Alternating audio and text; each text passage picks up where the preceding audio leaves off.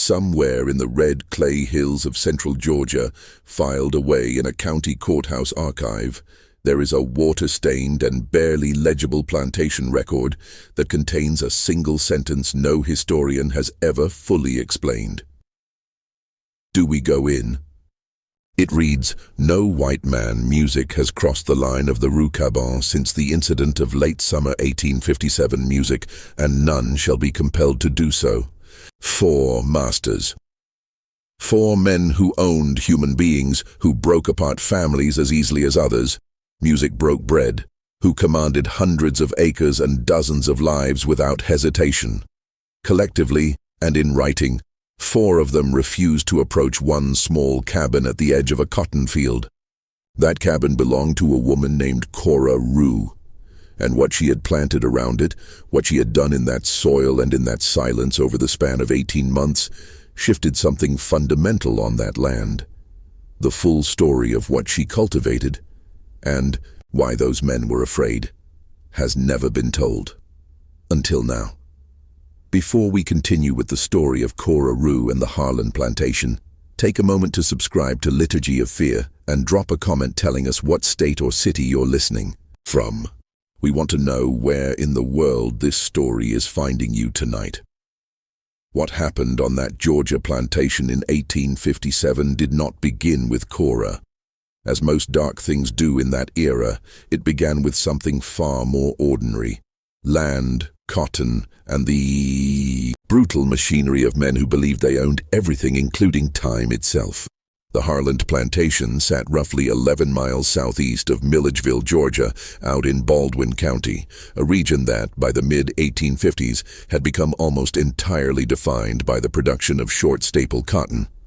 Milledgeville itself was the Yao state capital at the time, a city of political ambition and old Southern pride, where men in linen suits debated secession over bourbon and spoke of their people with a possessiveness that turned the stomach. The surrounding countryside was fertile, hot, and unforgiving. Central Georgia's summers during that decade were especially brutal. Temperatures climbed into the upper 90s for weeks on end, the humidity pressing down like a wet wool blanket, and the red soil cracked and bled rust-colored water after even the lightest rain. The Harlan family had worked this music land since the 1820s. Ezra Harlan, the patriarch who had purchased the original 600 acres, was long dead by 1857. The plantation now belonged to his son Clement Harlan, 43 years old, a man described in local letters of the period as precise, cautious, and deeply attached to order. Clement was not known for theatrical cruelty. He took no pleasure in spectacle and did not demonstrate his authority through screaming or public punishment. His method was quieter and, in some ways, more absolute. He kept meticulous records. He tallied everything. He measured productivity in units that left no room for human variance, and when those numbers fell short, the consequences were administered with the cold efficiency of an accountant closing a ledger. By 1857, the Harlan Plantation held 41 enslaved people, their names recorded in Clement's ledgers using the same notation system he used for livestock and equipment: first name, approximate age, assigned task, and a brief note on condition.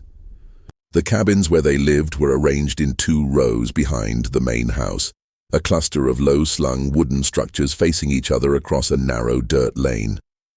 They were drafty in winter and suffocating in summer. They smelled of pine resin, wood smoke, and the particular human exhaustion that accumulates in small spaces over many years.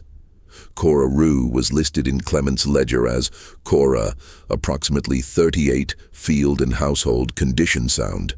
That word, sound, was used by slaveholders to indicate a person they considered physically music intact and economically productive. It said nothing, of course, about who Cora actually was. It said nothing about the fact that she had been born on a different plantation 1 county over, sold to the Harlan estate at age 22 following her first owner's death. It said nothing about the 2 children she had carried and lost, one to fever, one to a sail that took a boy named Solomon north into the Carolinas before he had grown enough to look his mother in the eye. It said nothing about the years she had spent learning quietly and without announcement every plant that grew in the red clay soil of Baldwin County. What each one could do, what each one meant, and how to persuade things to grow in places that did not welcome them.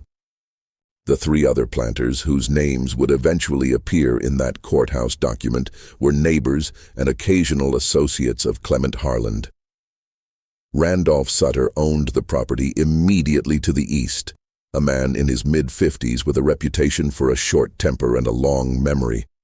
Wesley Prout held land to the north, a younger man who had inherited his holdings and never quite shed the unease of someone who hadn't earned what he possessed, and Marcus Delavan, who worked an adjacent parcel along the creek, was the most educated of the four, a man who had studied briefly at a college in Savannah and carried his learning like a shield against the world he lived in. 4 men, 4 properties, 1 shared boundary along the southeastern edge of the Harland Fields, where the land dipped slightly and the water table rose close enough to the surface that certain things grew there that did not grow anywhere else, for miles around. That was where Cora's cabin stood, and it had not always been her cabin. The structure at the edge of the eastern field had been used as a storage building before Clement, in a gesture of practical reorganization, decided to move it into rotation as a dwelling. He assigned it to Cora in the spring of 1856 for logistical reasons. She had been managing more of the field work near that boundary, and it reduced her travel music time each morning. The cabin was smaller than the others, more isolated, and set further music from the central cluster of dwellings. Most of the other enslaved workers at Harland considered it an undesirable posting, too far from the warmth of community, too close to the low-lying ground, where mosquitoes gathered in clouds at dusk.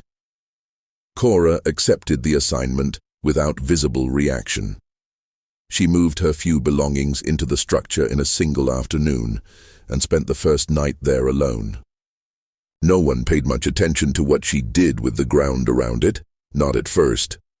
The change began slowly enough that it registered first not as a fact, but as a feeling, the kind of peripheral unease that people in that era were quick to attribute to bad air, or the influence of evening humors, or simple exhaustion from long days in the sun. Music. Several of the Harland field workers later recalled in the years following that music, they noticed something different about the southeastern boundary by midsummer of 1856, a smell, they said, when the wind came from that direction. Not exactly unpleasant, something complex and difficult to name, green, sharp, faintly bitter, with an undertone that some compared to burnt earth after lightning, and others described as close to the smell of a church, cedar, and dry herbs, and something they couldn't place, but felt they should recognize. By autumn, those who walked past Cora's cabin on the way to the eastern fields began to notice the plants. She had been working the soil around the structure with whatever she could gather, cultivate, or coax from the ground during the hours before dawn and after the day's music-assigned labor was complete. What she planted and what she allowed to grow where it already wished to grow formed a ring around the cabin that was, by October of 1856, dense enough to require attention when walking near the door. There were plants anyone in Georgia would have recognized: sassafras near the northern corner, pennyroyal growing low along the eastern wall, black cohosh rising in clusters between the pennyroyal and the sassafras.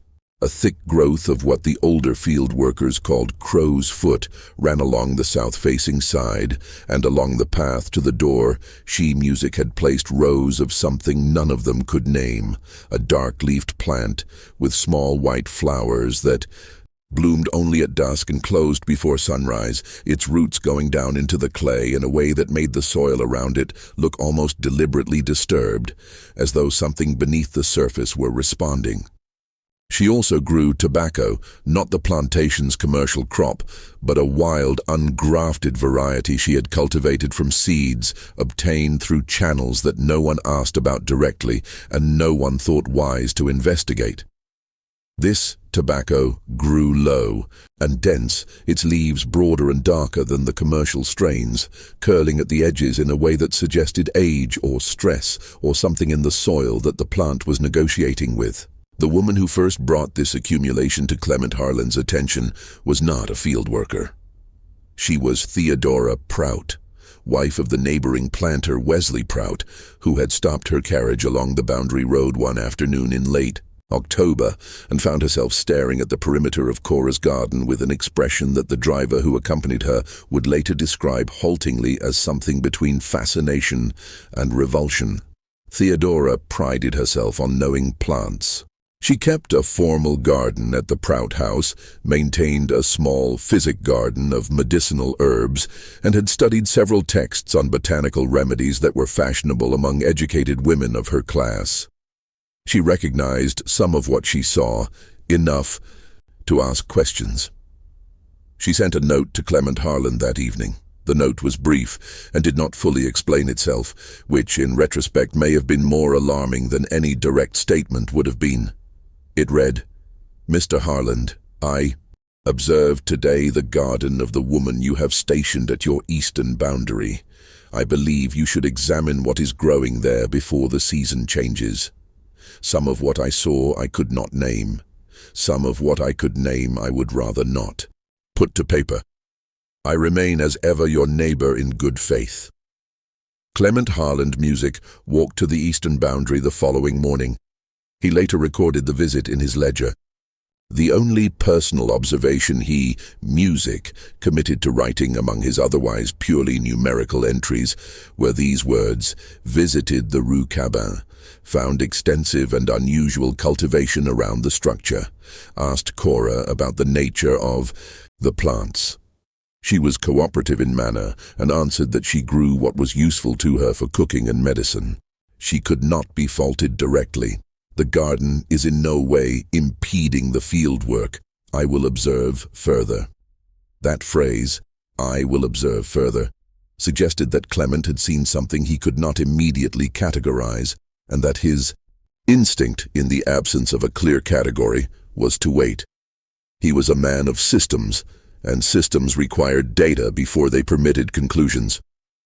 He observed further, and what he observed, Music, over the following weeks, made him increasingly reluctant to observe at all. To understand what Cora had actually built around that cabin and why it had the effect it did, you need to understand something about the world she inhabited, the knowledge she carried, and the particular geography of fear that governed the relationship between the plantation's enslaved population and the white men who moved through that world with such certainty.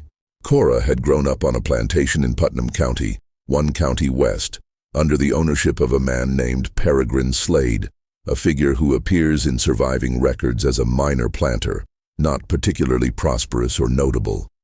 What the records do not capture is what Cora experienced in that household, or what she learned during her years there from an elderly woman named Mama Thistle, who was among the oldest people on the Slade property and who carried knowledge that had traveled a very long distance. The provenance of that knowledge is difficult to reconstruct with certainty.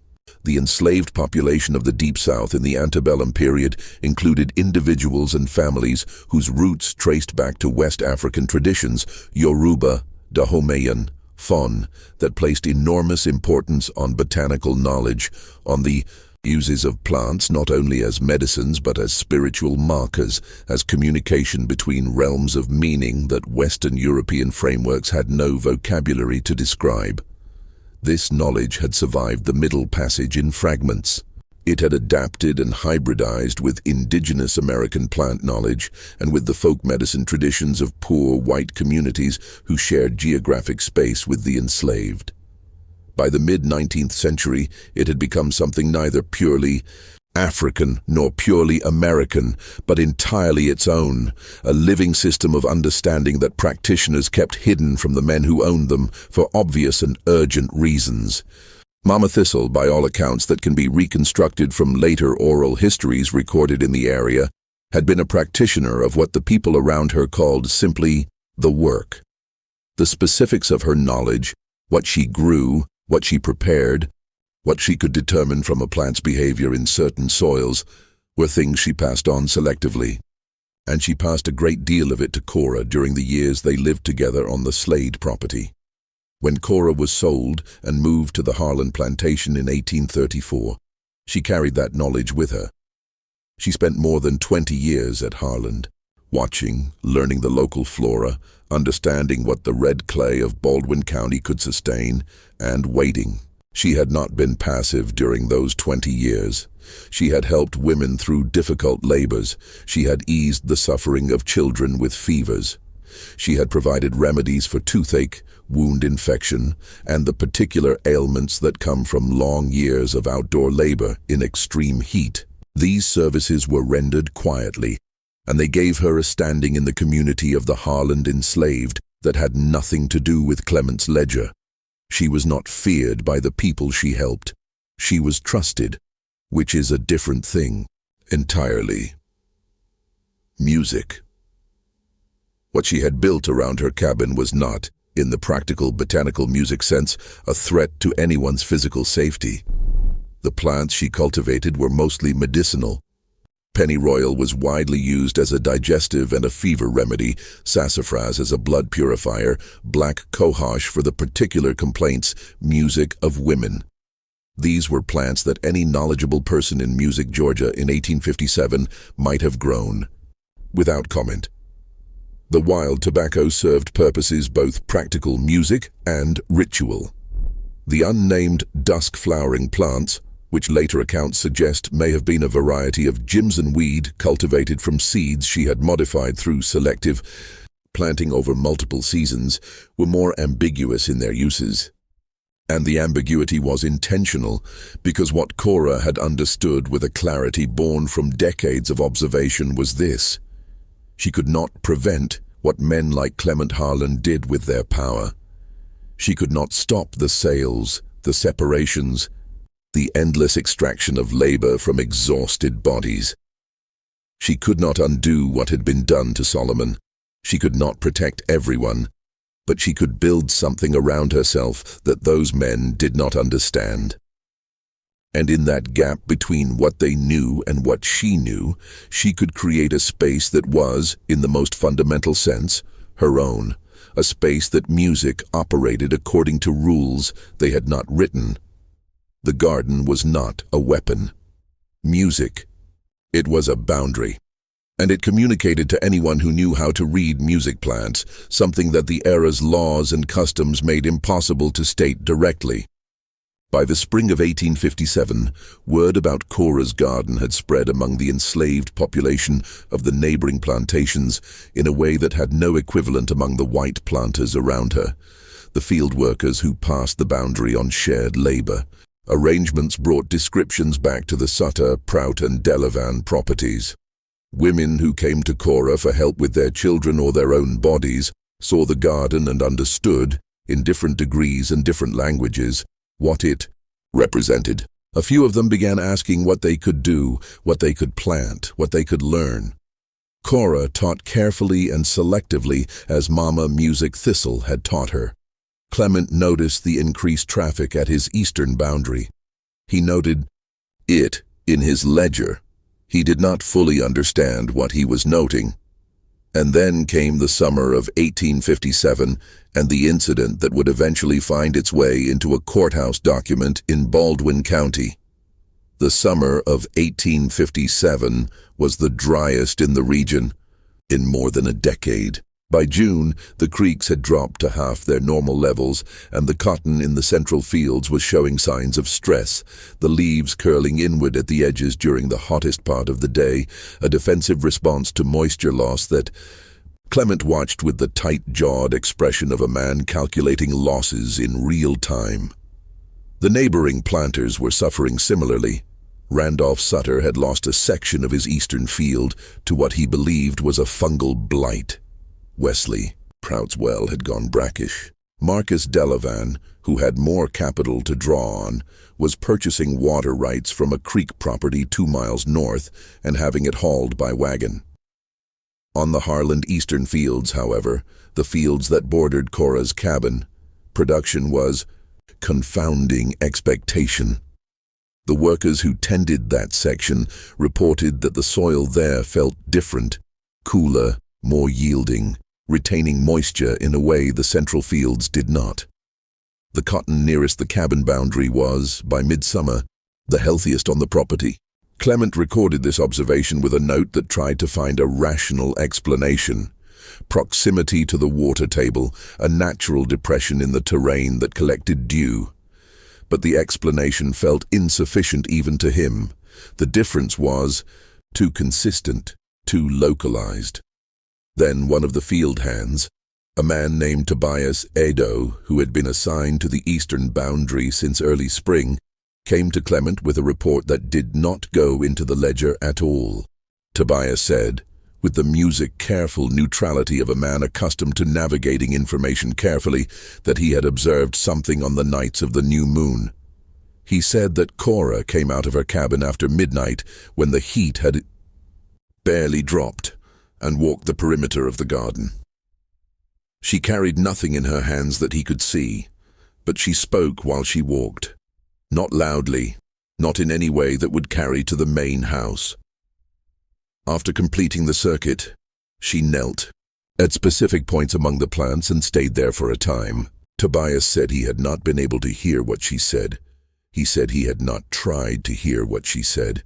He said he reported this because he thought Mr. Harlan should know. He said it in a way that suggested he knew exactly how the information would land, and had calculated that landing carefully. Clement Harlan went back to the eastern boundary the following day. He brought with him Wesley Music Prout, who had arrived that morning on another matter and had expressed curiosity about the situation after Clement mentioned it over the midday meal. The two men stood at the edge of the garden, not inside it, not past the music outer ring of plants, and looked. Later, in correspondence with Marcus Delavan, Wesley Prout described what he saw. His letter survives in a private collection and was referenced in a local historical study published decades later. Music.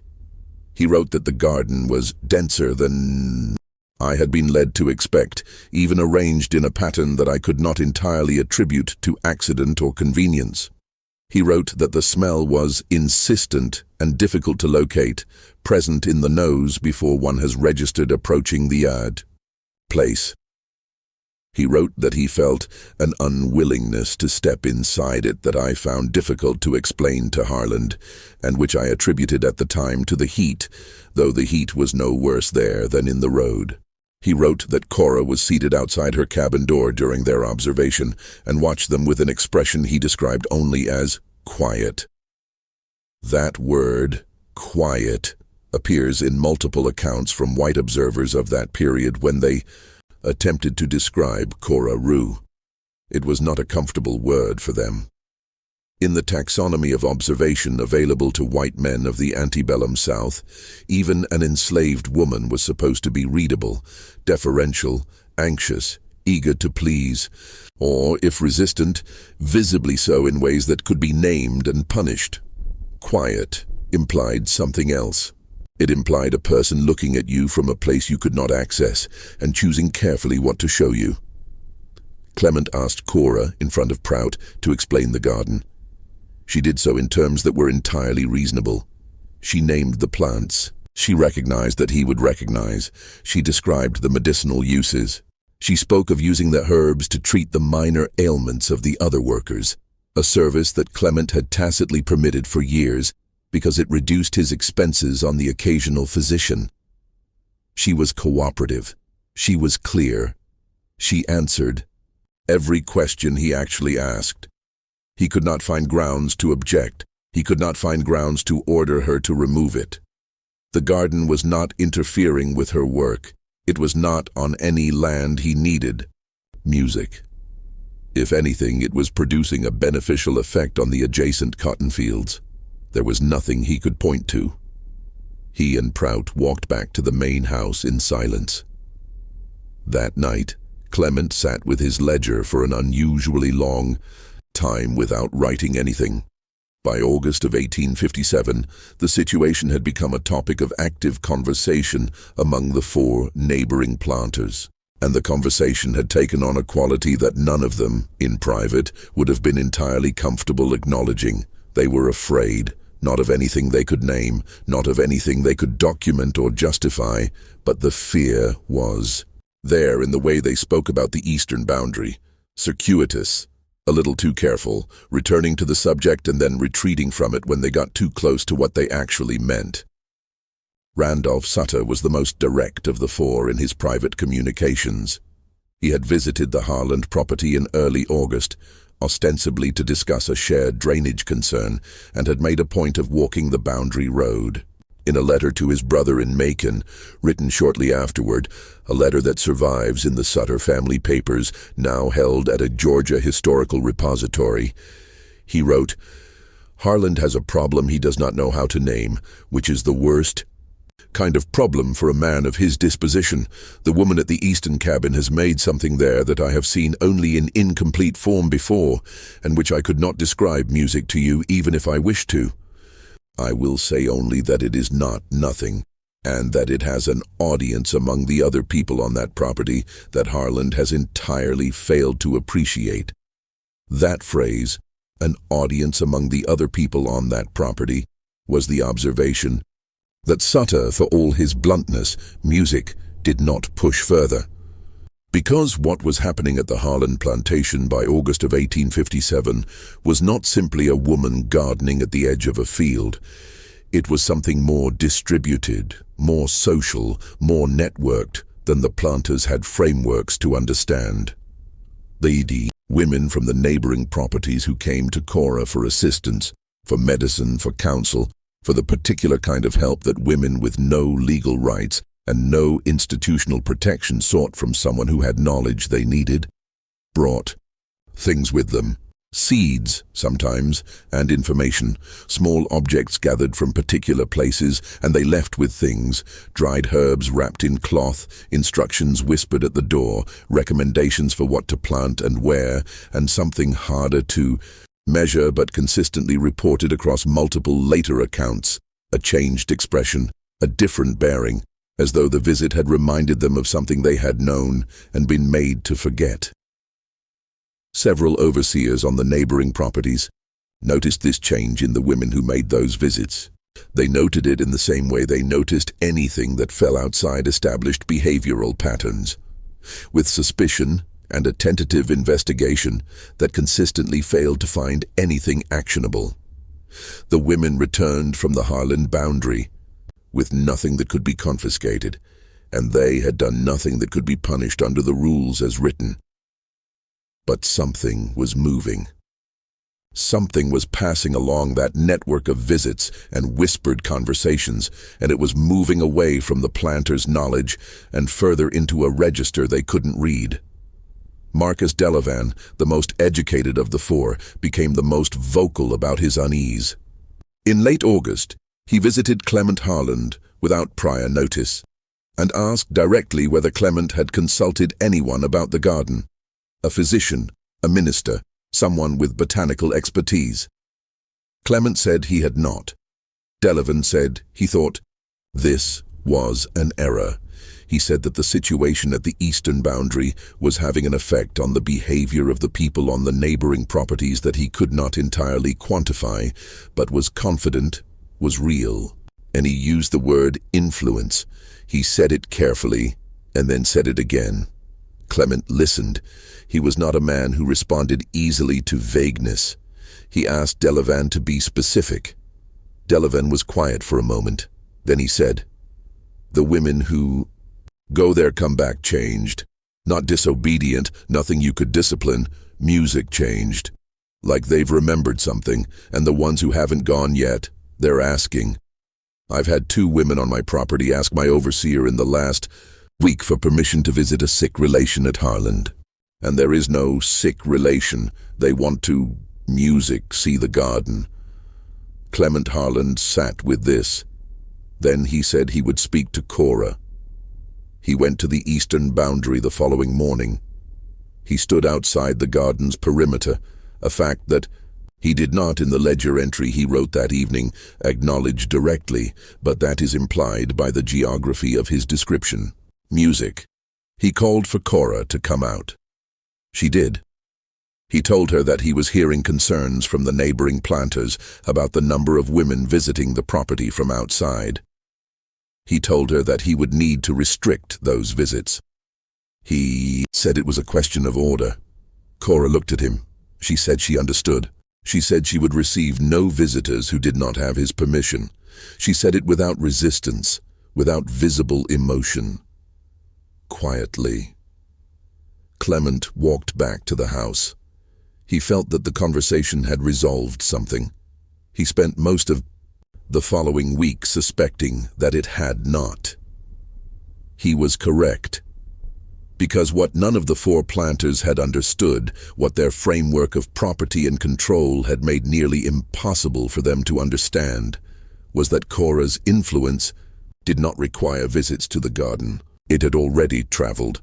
The women who had been there had carried it home, and the women who had heard from those women had received enough.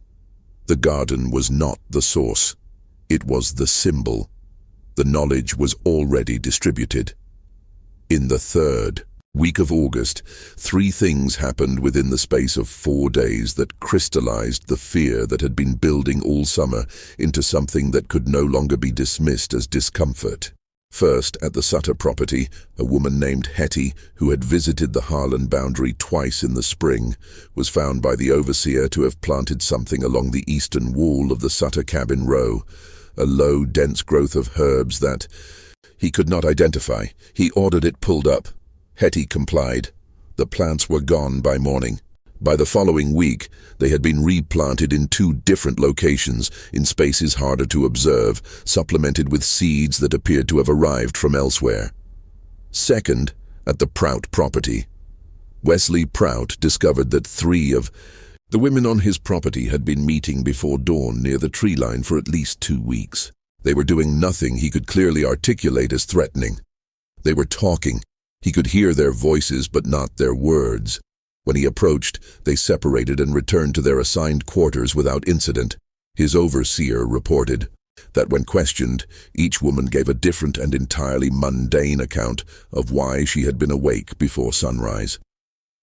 Third, at the Delavan property, Marcus Delavan found pressed into the frame of his study window a dried sprig of something he did not recognize. He brought it to a physician friend in Milledgeville, who looked at it for a long time and then told him that it appeared to be a variety of plant he had seen referred to in a text on West African botanical traditions that had passed through the college library in Savannah, and that he could not be certain of its local name, but that in the context he had read, it was used music as a marker, a message.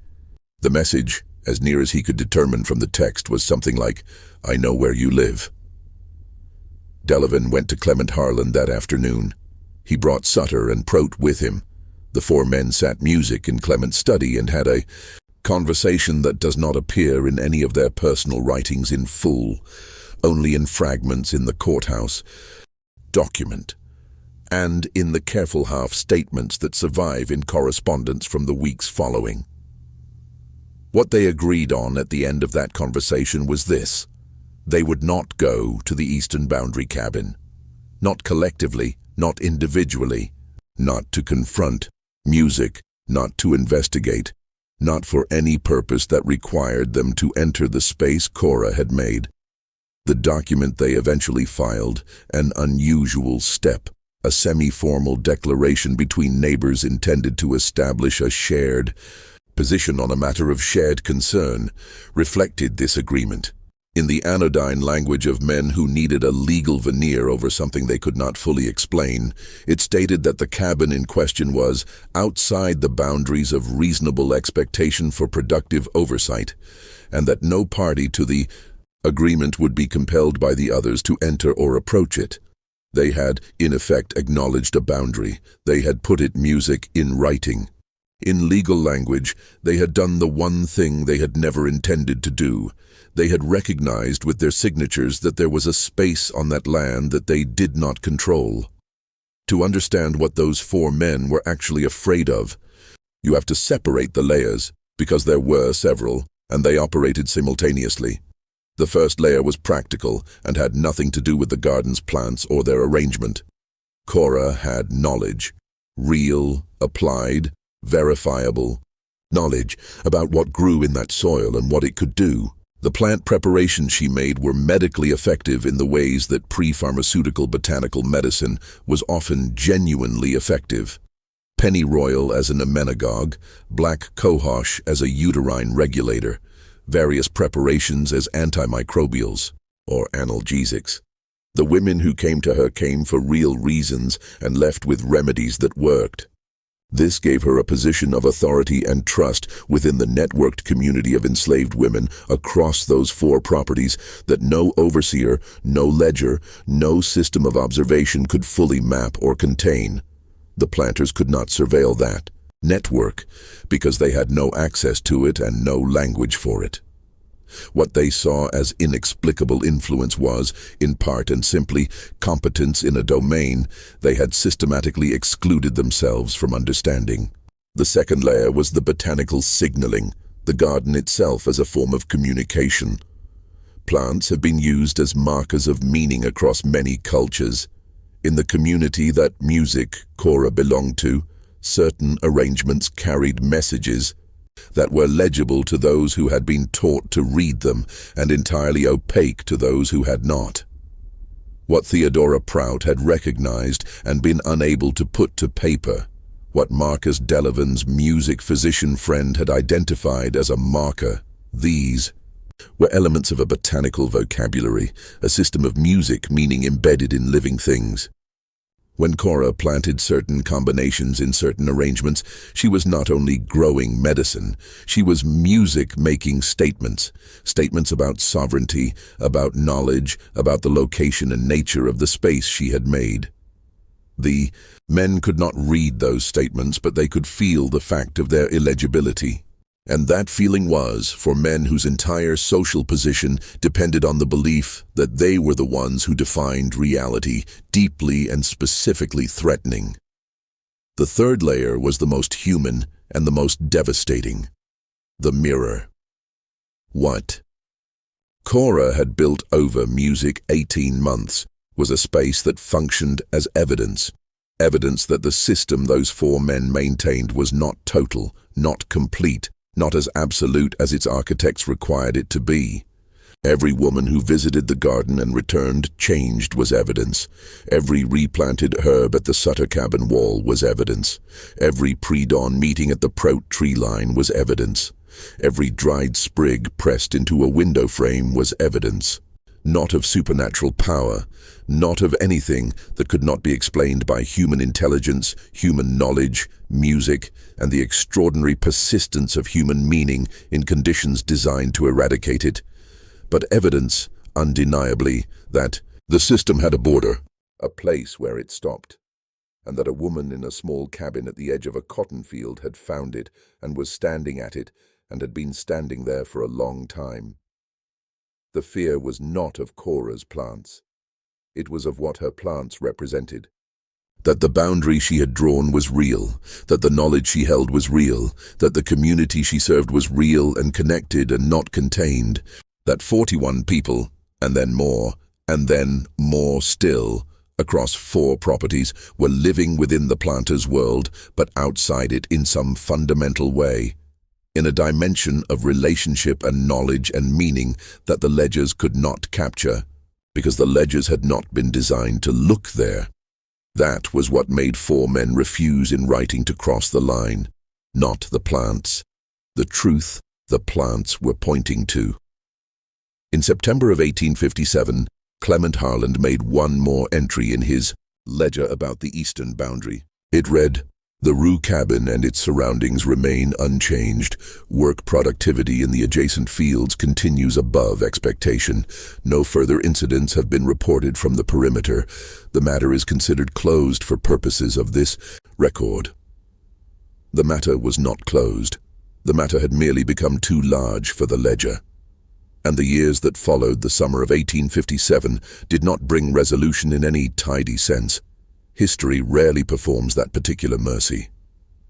The Harland Plantation continued operating in its brutal and meticulous way through the end of the antebellum period.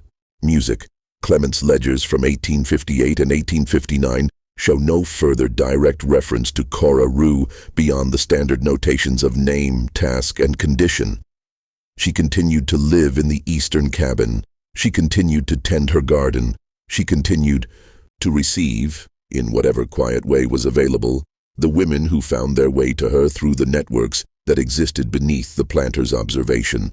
The four men maintained their unspoken agreement. There is no record of any of them entering the perimeter of the garden after August of 1857.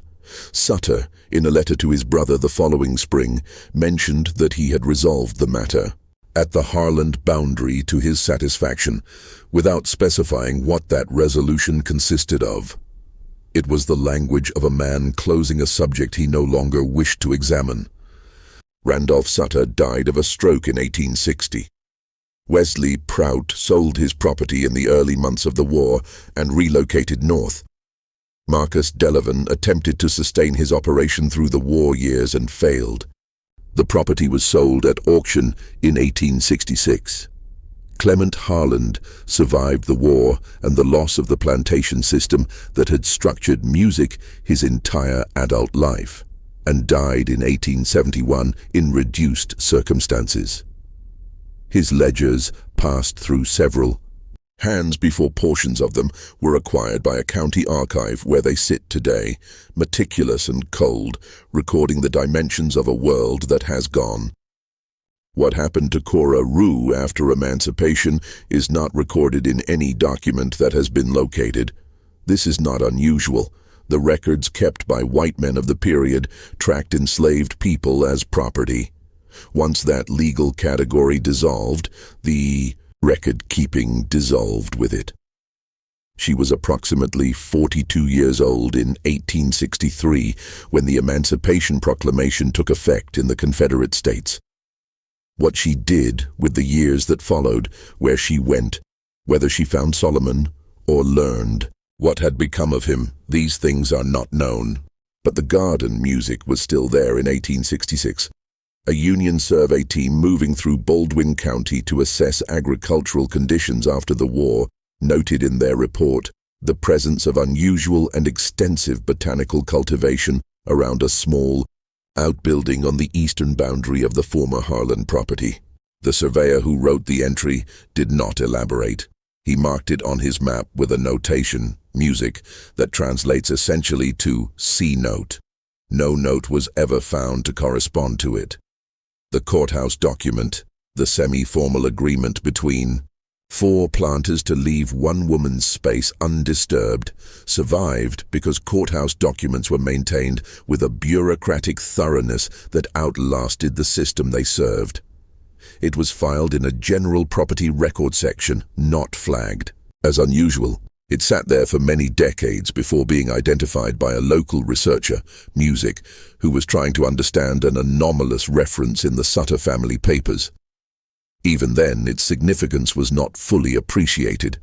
It was classified as a minor administrative record reflecting a boundary dispute, which was not technically inaccurate, only so incomplete as to be almost meaningless. There is finally the question of what Cora intended.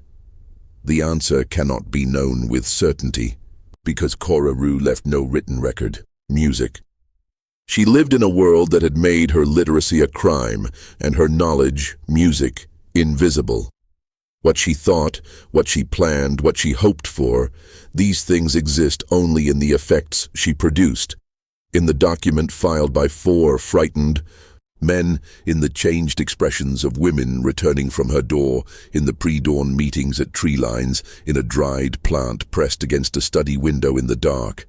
But the effects themselves are a kind of record, and they tell us that a woman with everything music taken from her, her children, her freedom, her name in any register that mattered, built something that four men with all the power music of that era at their backs refused to enter. They tell us that she built it from knowledge, from patience, from relationships, from the ground itself. They tell us that she drew a line, and the line held. What she planted around one cabin in Georgia in 1857 was not a collection of herbs. It was a demonstration, a proof conducted in soil and silence, that there is a kind of authority that cannot be purchased, cannot be recorded in a ledger, cannot be enforced or revoked by men who do not understand its source. And 4. Masters stood at the edge of what she made and felt the truth of something they had built their entire world on the denial of, that what she carried was real, that it had weight, that it had, in some way their systems of measurement were not equipped to quantify.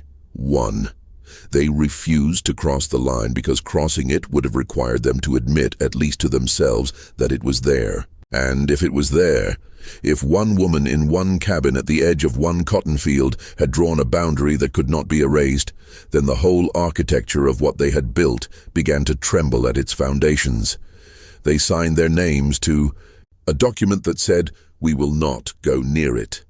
And in doing so, they signed their names to something music else entirely, to the quiet, permanent, indelible record of her power. History does not always announce itself. Sometimes it presses itself between the boards of a courthouse wall and waits. Sometimes it grows back in 2 different locations. Sometimes it walks a perimeter at midnight in a language music the men holding the torches cannot read, and it says what it says, and the soil holds it, and the soil remembers. What do you think of this story? Do you believe we've uncovered everything? Leave your comment below. What strikes you most about what Cora, Rue built and what those 4 men refused to face? If you want more stories like this one, stories about the buried, the overlooked, the erased parts of American history that refuse to stay quiet, subscribe to Liturgy of Fear. Hit the notification bell and share this video with someone who needs to hear it. We'll see you in the next one.